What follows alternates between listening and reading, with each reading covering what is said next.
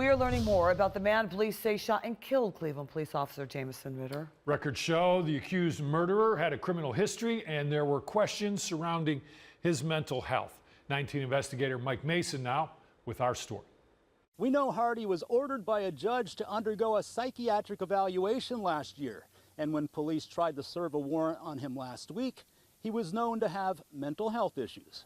Records show on December 4th of last year, Delonte Hardy was arrested for breaking into a house on Cleveland's east side. According to the police report, officers responded to a call regarding a man climbing through a window of a home on Central Avenue. When officers arrived, they say Hardy refused to exit the house. When they tried handcuffing him, he ran up the stairs. According to the report, it took 4 officers to restrain him. Upstairs in one of the bedrooms, officers say they found Hardy's gym bag with several knives and swords. Hardy was charged with breaking and entering and resisting arrest.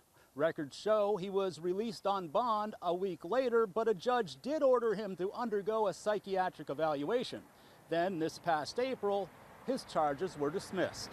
Court records show Hardy was deemed incompetent, and his competency could not be restored in time to take his case to trial. On June 28th, Garfield Heights police were called to the home of Hardy's grandmother on Reindeer Avenue. Beatrice Porter was found by her husband lying in a pool of blood, barely alive. She died days later. Records show she had been shot in the head, and Hardy was seen at her home earlier that day, leaving on a bicycle. On June 29th, police issued a warrant for Hardy's arrest. Then on July 4th, a man claiming to be Hardy's uncle called CPD to report he saw his nephew at a house in the 1500 block of East 80th Street in Cleveland.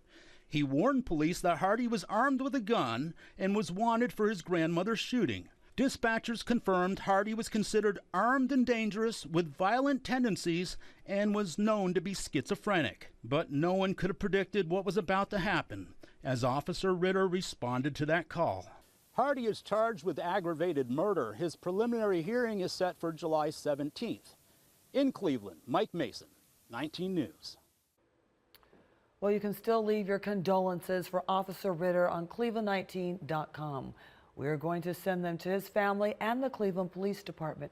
Also, if you missed any part of the memorial service, you can watch now as well.